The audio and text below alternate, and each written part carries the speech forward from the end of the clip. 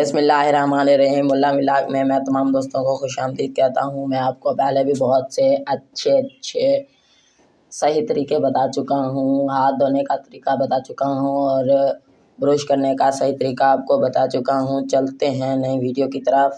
وضو کرنے کا صحیح طریقہ کیا ہے جانیے اس ویڈیو کے اندر۔ سبسکرائب ضرور کریں، بیل آئیکن ضرور دبائیں تاکہ نئے آنے والی ویڈیو کا نوٹیفیکیشن آپ کو مل سکے۔ چلتے ہیں۔ وضو کرنا اسلامی عبادت کا ایک اہم حصہ ہے۔ وضو کرنے سے جسم اور روح کو پاک کیا جاتا ہے۔ وضو کرنے کا صحیح طریقہ یہ ہے۔ نیت کرنا۔ وضو کرنے سے پہلے یہ نیت کرنا چاہیے کہ میں اللہ کی رضا کے لیے وضو کر رہا ہوں۔ ہاتھ دھونا۔ دونوں ہاتھوں کو کالی کرنا، پھر اپنے دونوں ہاتھوں کو کونیوں تک دھونا۔ منہ اور ناک دھونا۔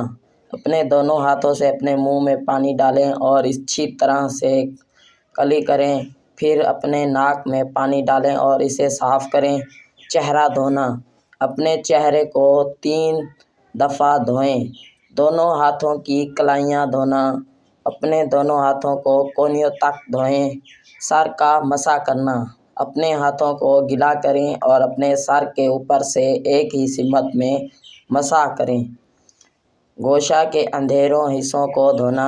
اپنے انگلیوں کو اپنے کانوں کے اندھیرے حصوں میں ڈالیں اور ان کو صاف کریں۔ گردن دھونا۔ اپنی گردن کو 1 دفعہ دھوئیں۔ پاؤں دھونا۔ اپنے دونوں پاؤں کو ٹخنوں تک دھوئیں۔ وضو کا مکمل کرنے کی دعا پڑھیں۔ وضو مکمل کرنے کے بعد یہ دعا پڑھیں۔ ترجمہ: اے اللہ، مجھے مکمل وضو اور قبول شدہ نماز عطا فرما۔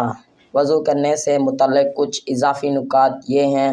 وضو کرتے وقت نیت کرنا ضروری ہے۔ وضو کرتے وقت تمام اعضاء کو اچھی طرح سے دھونا چاہیے۔ وضو کرتے وقت پانی کو ضائع نہ کرنا چاہیے۔ وضو کرتے وقت کسی بھی قسم کی گندی باتوں سے اجتناب کرنا چاہیے۔ وضو کرنے سے متعلق کچھ عام غلطیاں یہ ہیں۔ وضو کرنے سے پہلے نیت نہ کرنا۔ وضو کرتے وقت کسی بھی اعضاء کو اچھی طرح سے نہ دھونا۔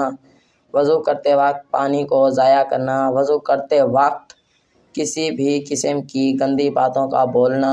وضو کرنے کا یہ صحیح طریقہ جاننا اور اس پر عمل کرنا ایک اسلامی عبادت ہے۔